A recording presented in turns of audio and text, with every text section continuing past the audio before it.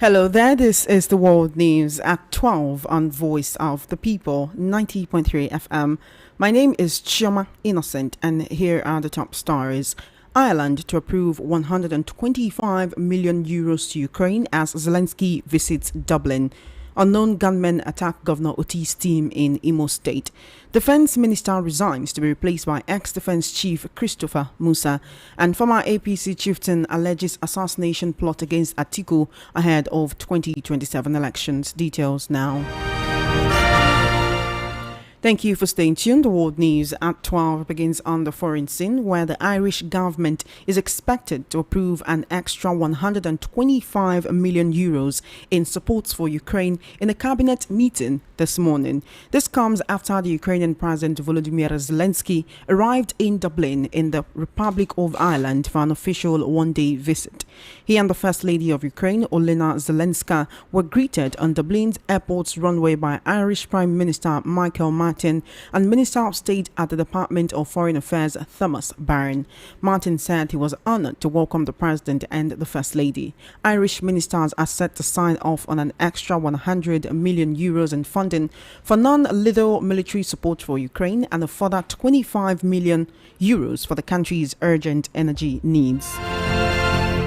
Back home in Nigeria, the army has announced major breakthroughs in a series of coordinated operations conducted across the country between November 29 and 1st December, resulting in the neutralization of 8 terrorists, the arrest of 51 suspects, the rescue of 27 victims, and the recovery of a large cache of weapons, explosives, and stolen items.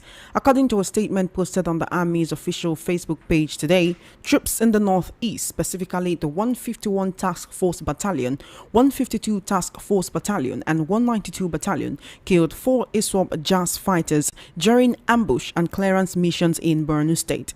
The troops also recovered 3 AK-47 rifles, multiple magazines, assorted ammunition, an AK-47 working part, and a Bafang radio, while successfully repelling infiltration attempts around Chibok. In separate operations across Plateau, Taraba, Benue, Kogi, Kaduna, and Delta states, troops under Operation Well Stroke and Enduring Peace rescued 20 victims, including women and a minor. Security forces also arrested suspected kidnappers, human traffickers, extremist collaborators, illegal miners, cultists, and a gun runner, bringing the total number of suspects arrested nationwide to 51. 25 drug suspects were apprehended in Bayelsa and River State in joint operations with the NDLEA.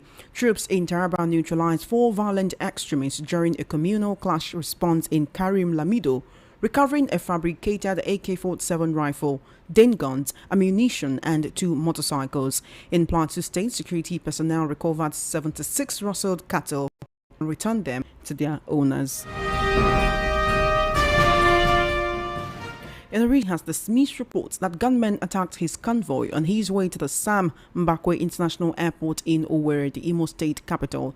In a statement through his chief press secretary Okoha Njoku, the governor clarified that an advance team of 3 members from the office of the governor from the government house Umaya, who were on duty at the Sam Mbakwe Airport in Owerri, were attacked by unidentified gunmen between Umowa and Ihite Junction on their way to the airport. Njoku stated that the governor's convoy was not involved in the attack, stressing that no life was lost in the incident. Security agencies have been notified and investigations are underway to identify and apprehend the assailants. Meanwhile, the Minister of Defense, Badaru Abubakar, has resigned from his position amid growing insecurity, citing health grounds. There are, however, strong indications that the erstwhile Chief of Defense Staff, CDS General Christopher Musa, might take over from him. Speculations were rife last night that the former CDS, who was relieved of his appointment by President Bola Tinubu, might replace Badaru after the former CDS meeting with the president. Special advisor to the president on information and strategy, Bayo Ononuga, confirmed the resignation of Badaru, saying it was on health grounds. The former defense minister was a 2-term governor of Jigawa State from 2015 to 2023. He was appointed minister on August 21, 2023 by President Tinubu. Ononuga stated that Badaru's resignation came amid President Tinubu's declaration of a national security emergency, with plans to elaborate on its scope in due course. The former CDS Musa was appointed as the 18th Chief of Defense Staff of Nigeria, on June 23, 2023. During his tenure, he was widely credited with leading major restructuring and modernization efforts in the military. As theater commander before becoming CDS, he led operations against insurgents in the northeast under Operation Hadinkai. He also emphasized civil-military cooperation, believing in integrating humanitarian and development initiatives with security operations. On October 24, 2025, the president announced a major reshuffle of the country's military leadership. Under this shakeup, the former CDS Musa was removed from his position and was replaced by General Olufemi Oluyede.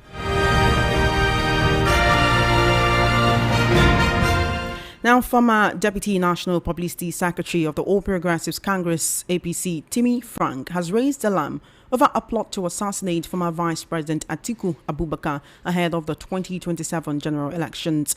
Timmy Frank said the sudden withdrawal of all police personnel attached to Atiku, despite his statutory entitlement as a former Vice President, was not only suspicious but part of a wider scheme to expose him to danger. Timmy Frank made this known in a statement today. He said, and I quote, "No administration since 2007 has ever tampered with Atiku Abubakar's security, despite his consistent role as a major opposition figure.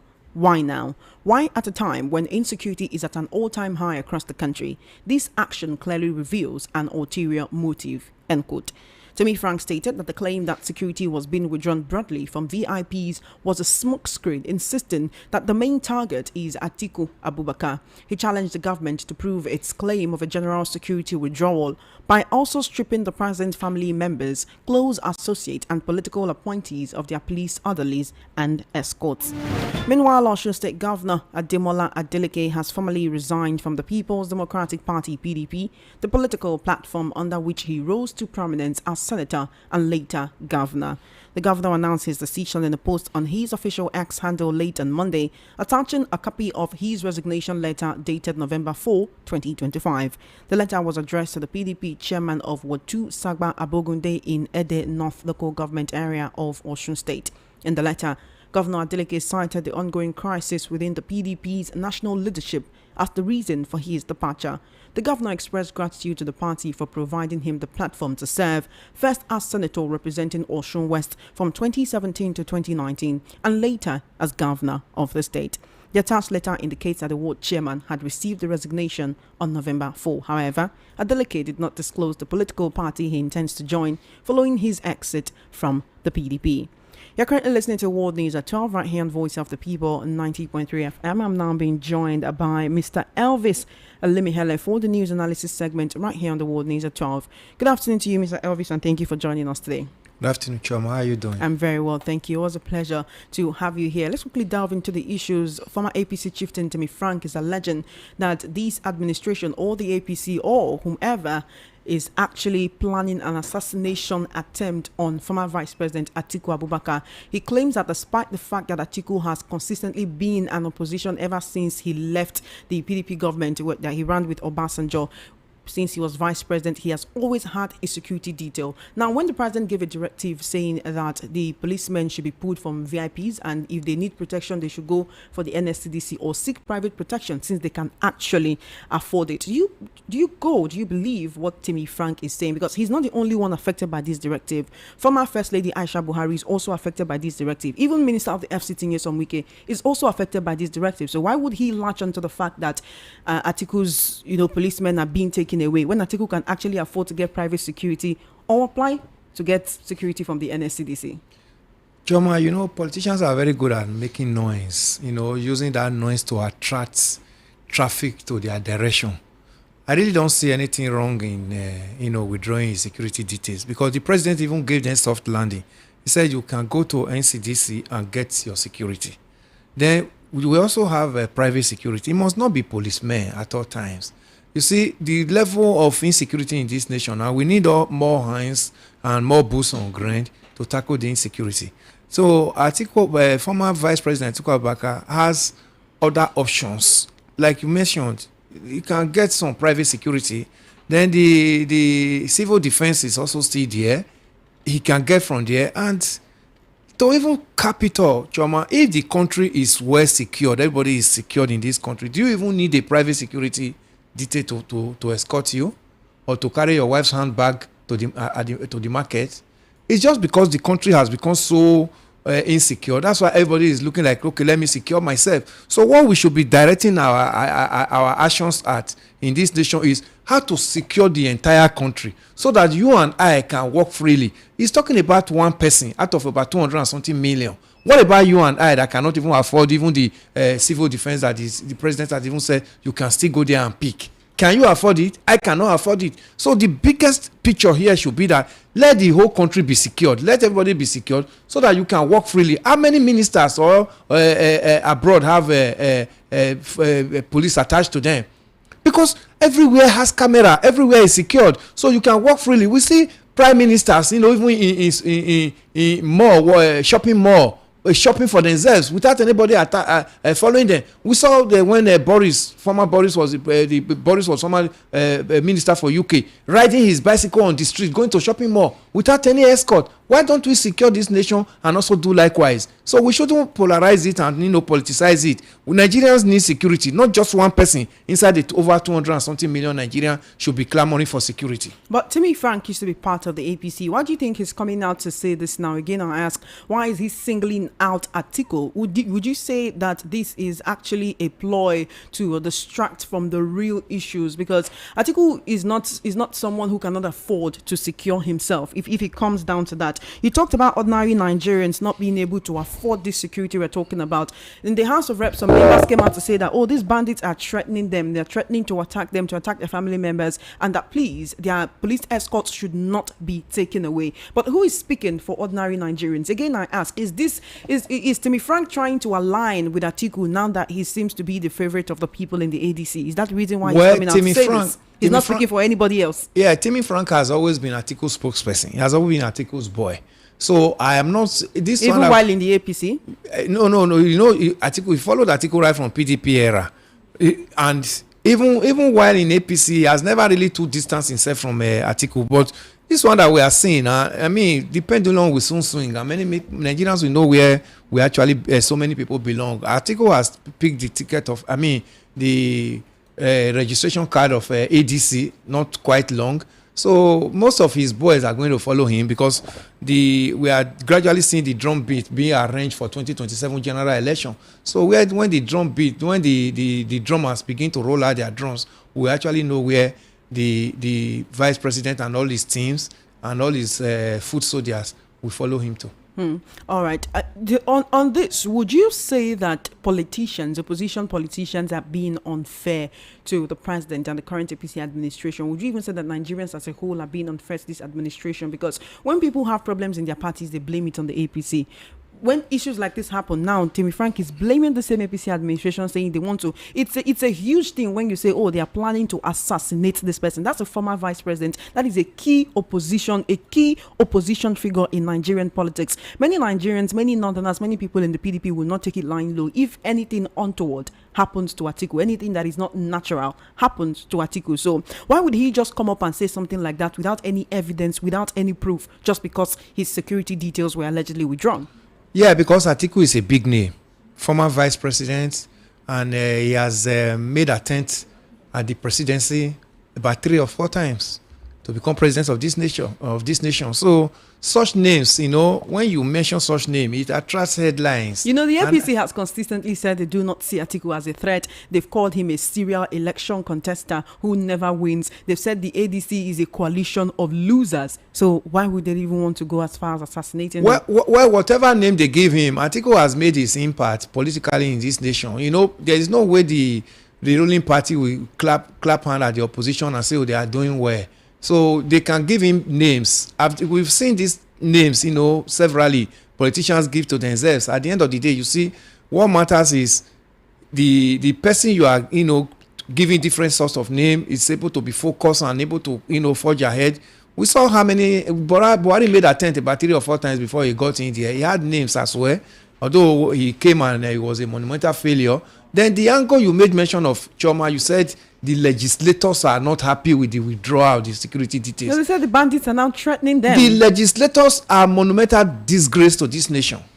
These are people that came from different constituencies where these elements who have found themselves into banditry and terrorists come from. What have they been doing to assuage the life of these persons. These people that are the recruit into this terrorism are waiting arms. Look at the number of Amajeris that are on the streets in the north. What are the legislators doing? These Amajeris comes from constituency where they were voted into power. They get into power and they shut the door against them. These children are on the street. When the terrorist sponsors come to the street, they have ready-made army to recruit into their fold. So the failure of the legislators are also part of what we are witnessing. They should not complain. You and I have never had security. They have, because they could move and they have tinted and a bulletproof vehicle. Do you have? You go to jump ordinary buses that are headed into the bush, and when you are traveling, you go to prayer and fasting in your church before you want to travel to your village. So let them also witness face what Nigerians are facing. If the president can even take it further, I think this is a good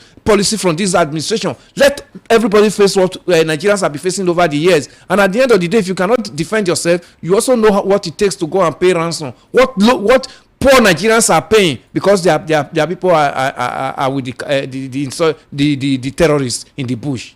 While we're talking about insecurity, let's also talk about the attack on Governor Otti's advance team in Imo State. Now, when this report first broke, it was that his convoy was attacked, but his chief press secretary has come and said that nothing of the sort. So an advance team, I believe, is the people who go in front of him. Yes. So that means if the governor was part of that team, he would have been shot at. Yes. I want you to recall that former Anambra State Governor Chris Ngige's convoy was also attacked. He sent them on an errand. He was not part of them, and then they were attacked. And they said the people who attacked them, they took the weapons and they also took the uniform of his police orderlies.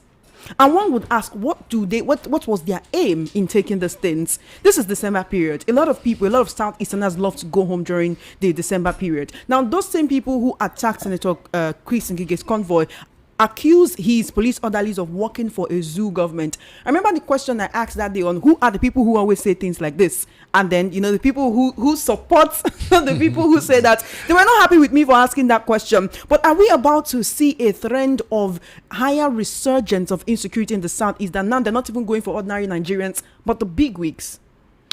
Well, I saw a video where one of the terrorists was talking about, even talking about the big wigs they are going after. Will soon be going after the big politicians and all that. I think if that is their new trajectory. You also remember that even the time during the time of late President Buhari, his advance team was also attacked on his way, one of his visit to Daura, his hometown. So it has always been an issue. But the insurgents always want to do something big, a high profile person, to destabilize the government, to make the government know that they are in existence and that they are doing well. But what it means is that the government should put eyes on ground so much. Like what happened to this morning to a governor of Abia State. We thank God it was his advanced team. What happened is that advanced team always go first. While we are even thanking God it's his advanced team, those are people's family members. Anything could have happened to them. What I'm saying we thank God is that the terrorists want to hear big names mentioned that they attacked. In Nigeria, they will always play down how many persons. They say only 5 persons died. They're not knowing that even one person from the family is a big number. But what happened now is, I don't know why Alex Otti has been singled out, but he has just visited Adelakun in Sokoto, and people could tie that visit to whatever is going on with him now. And many of the politicians will soon make Sokoto a mecca of sort now.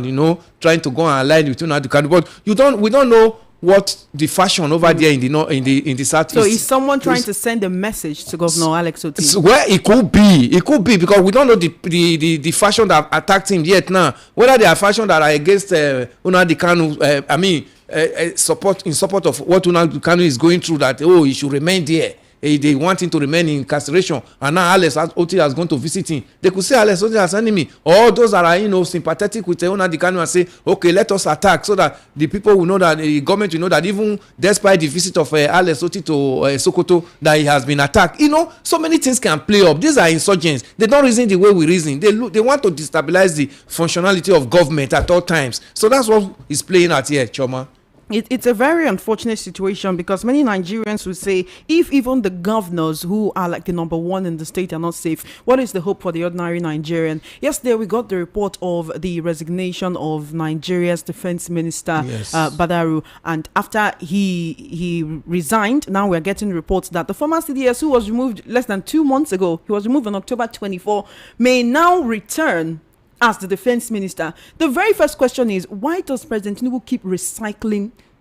Why the recycling? Why the same person who just left in October due to issues of insecurity after the United States designated Nigeria as a country of particular concern and called Nigeria a disgraced country? If he could not perform as the chief of defense staff, how can he perform as defense minister? That's not say he did not perform. But if the president saw it fit to remove him from that position and put someone else, why not bring him again to that same kind of position? Nigerians are saying, look, all these elderly people, it's not like we don't need them, but let us use their mental capacity and bring younger people so that we can use their own physical capacity. Choma, it depends on the crisis that took him out. You see, when the president came up with, okay, all the service chiefs should go, at that moment, it may not be that all the service chiefs are actually doing badly, but it has to affect everyone that is in that government, in that team. So that could be. The former CDS, he has been a theater commander. He has been there, and he knows much about this security, and he has been speaking the truth to the insecurity that are ravaging this nation. If you listen to some of his statements when he was CDS, when he was the chief of defense staff, you know that some of the things he says are quite truthful. But so if the president deemed it necessary that he hasn't done badly, but we needed to disband that team so that new blood can be brought in. Then now an opportunity has opened up for him to say, okay, let me reconsider this man. He can bring it in. He can bring him in. I think General Musa, to me, has not fared badly when he was chief of defense staff, even when he was theater commandant with the insurgents right there in Borno State. So the going out of the former defense minister that have just gone, and the proposed and the insinuated coming of General Musa, it could be a good one. General Musa is still very fit. He still has so much respect within the rank and file. I mean, within the army, the armed forces, he still have so much respect. And if you look at it, the Lieutenant General General Loide, that is now the chief of defense staff, was his chief of army staff when he was chief of defense staff. So those kind of collaboration, security needs experience and he need a lot of collaboration. Every other persons that can still listen to him are still there within the command now. So if he can come in and also show it up with his experience and all his exposure to the theater, even when he was still serving, it could be a good one. It could be a good one. Looking at how the issues of insecurity, how the federal government right now is trying to solve issues of insecurity, they're talking about a collaboration with foreign governments, foreign elements, including the US, the UK, Canada, and others. The other day, we got reports. There's actually someone who has been putting out updates on social media about a US fighter jet circling around Borno State to find these insurgents. When they were capturing Nigerian children in nursery, primary, and secondary schools and taking them into the bush, many Nigerians raised the alarm that they might be using these children as human shields. With this collaboration, do you think we're on our way to phasing out insecurity, even though we know it's been a part of our country for almost 2 decades? Yeah, the collaboration is a very good, welcomed one, Choma. I'm happy for it because it has the level we are now. It has shown that Nigeria government cannot fight this insecurity any longer. We need better organized nation. I mean, sophisticatedly in terms of military formations, intelligence. We need more of intelligence, and even when we have this intelligence, we also need those people that will be able to help us to get to where these guys are in the bush without much collateral damage to take place soon if they come in. And I think it should be a welcome one, especially now that they are coming to collaborate with Nigeria armed forces too. It's not just that they are coming on their own. Is it really collaboration or dependence? Well, let us call it, because there are still some other areas that we need Nigeria armed forces on ground. They will still need. So let's call it, they are coming with more sophisticated no, that is quite agreed on. They are coming with more sophisticated intelligence, but they will still need at least the assistance of Nigerian armed forces on ground. All right. The United States Congress has convened an emergency briefing to examine the surge and the rise in violent attacks and the alleged persecutions of Christians in Nigeria. Now, this Congress is actually scheduled for today and is being coordinated by the House Appropriations Committee. Now, key members drawn from Appropriations, Foreign Affairs, Financial Services Committee in the U.S. Congress will gather to talk about these issues. They want to produce a unified assessment of the growing security concerns spreading across several parts of Nigeria. Even on Sunday, we saw a church in Kogi State being attacked while yesterday. They were having a service. And while that happened, the pastor and his wife were abducted. Would you say these terrorists are trying to send a message to Nigerian Christians? Although the U.S. is basing not on the larger issue of terrorism, but on the alleged Christian genocide. Now, one would think that these insurgents would actually say, oh, this is the time to not attack churches. But then they're going after churches more. We saw the attack in Eriku, Kwara State. When that video broke, it broke the internet, like they say. It broke the internet because the international community could see. This was a live stream. This was something everybody could see happening in real time. So we talked about how it took the U.S. Congress sitting on Nigeria's insecurity issue before the Nigerian Senate sat on it. And then we saw many of the lawmakers talking, and they were talking with so much passion. And the question was, where was this passion before now? Have you been speaking for your people before now? Senator Inaya Abaribe came out to say that they've been told not to talk ill of the government on this issue of insecurity. Yeah, our legislators were living in denial. There's no doubt about that. But I think I thank God that Trump woke them up, or the U.S. Congress woke them up. Today they will be meeting. Today they are going to take a very decisive actions on what is going to happen to Nigeria's insecurity. So what we are seeing is these are just figments. All these ones are normal to happen now. These terrorists, if really what is going to be decided upon today comes to stream, we are gradually going to be seeing their end coming, soon. This is not just going to be one country any longer. It's going to be like an allied. The intelligence from the US, from Canada, from all that will be brought together. I mean, what is the only thing that the Nigerian government should also fast track in doing is to be able to pick up the financiers as these foreign countries are helping us, intelligently, intelligence-wise and all that to flush out these guys. Nigeria should also cut that link that is actually fueling them being able to remain in the bush, because if they still remain in that bush, they still get supplies, they still get food and all that things. It will still their removal from the bush will be delayed a little bit. So if Nigeria government can actually come up, have the willpower to publish that list, the Daniel Bwala has said, they will soon come up with, and Nigeria's security intelligence department like the DSS pick up these persons, and they don't have access to that humongous wealth they float around outside, and they are able to send these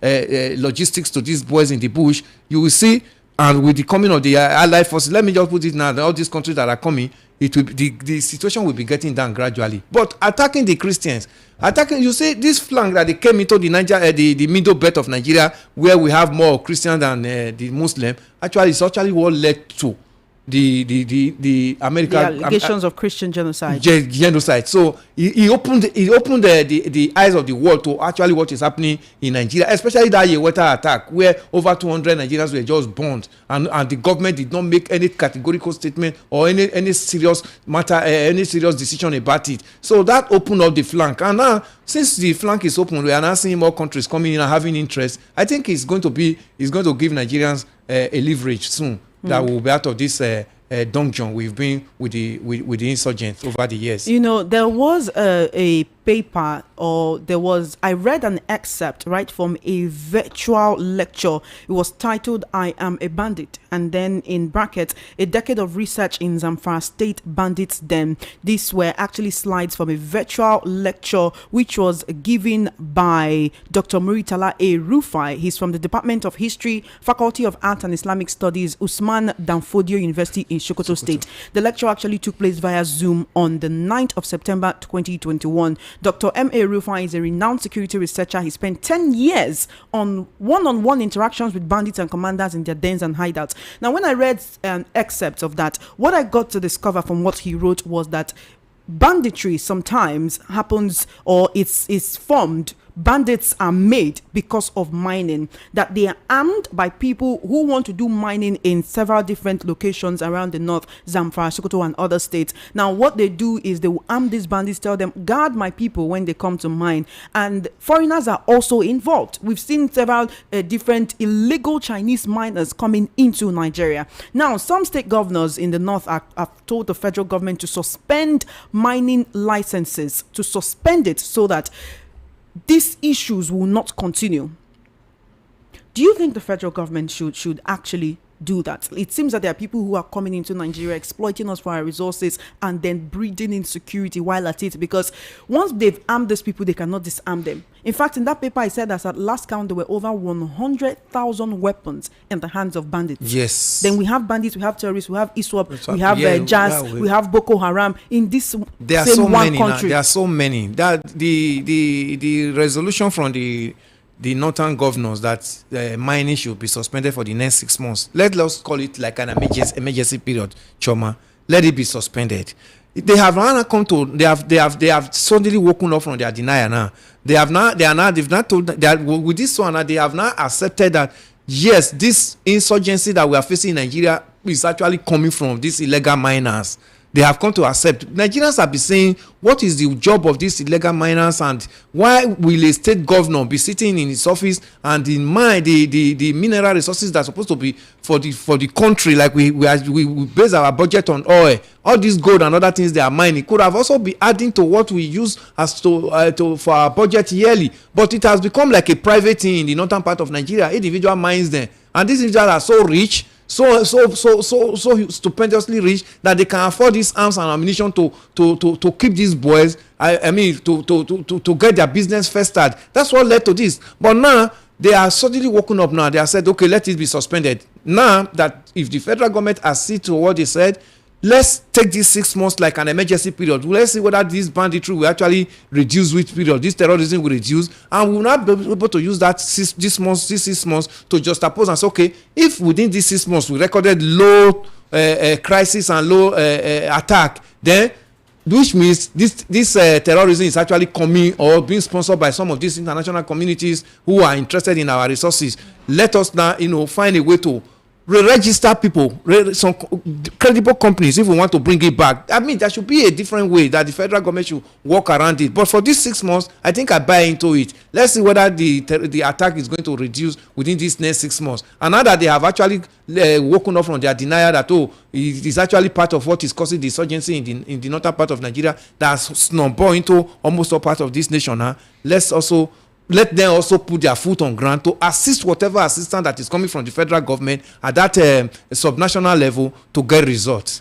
All right, then a security and counterinsurgency expert, Zagazola Makama, who actually gives updates on ISWAP Boko Haram activities in the northern part of the country, has called on President Bola Tinubu to sack the Minister of State for Defense, Bello Matawale, who is also former Zamfara State Governor, saying let him go. The Defense Minister has resigned. Let Matawale go. Bring in a crop of youthful people who understand what to do to solve insecurity. Do you agree with him? Absolutely. I don't even see any reason why Matawale should be there in the first instance. Zamfara State, where he governed, has one of the highest number of insurgents in the bush in Nigeria today. It was his failure. Even the present governor of Zamfara State will tell you that Matawale's hand is not clean in what is going on within the Zamfara enclaves in this country. But Dadalawa will tell you. That they know where these insurgents are, but unfortunately they don't have the means to get in there and get them out. They know them and they know where they are. So the terrorism, the insurgency and terrorism during Matawale festered so well at the time in Zamfara State when he was governor. I don't even know what qualified him to become a minister for defense. I don't know how APC thought it so wise that somebody like that should be appointed as minister of defense. Now that Badaru is gone, his boss is gone, let both of them go. Let's have a clean slate. Let's start from a new angle. We have new service chief. Let's have new minister of defense. Not one old wine in a new skin. Still be there and acting as Mo. We don't need that. I think I support Zagazola on that statement. All right, then. Thank you so much. That's all we can take on the world news this afternoon. I do appreciate you, Mr. Elvis Elimihele, for your time, for your responses, and for your analysis. Thank you, Choma. Thank you so much, and enjoy the rest of your day. You have been listening to The World News at 12 right here on Voice of the People 90.3 FM. Just before we wrap up, let's take a look at the top stories again. You heard that Ireland will approve 125 million euros to Ukraine as Zelensky visits Dublin. Unknown gunmen attack Governor Otti's team in Imo State. Defense Minister resigns to be replaced by ex-defense chief Christopher Musa, and former APC chieftain alleges assassination plot against Atiku ahead of 2027 elections. And that is a wrap on The World News at 12 on Voice of the People 90.3 FM. My name is Chioma Innocent. Good afternoon to you, and thank you for listening. Do stay tuned. Matters will be coming up by 1:30 p.m.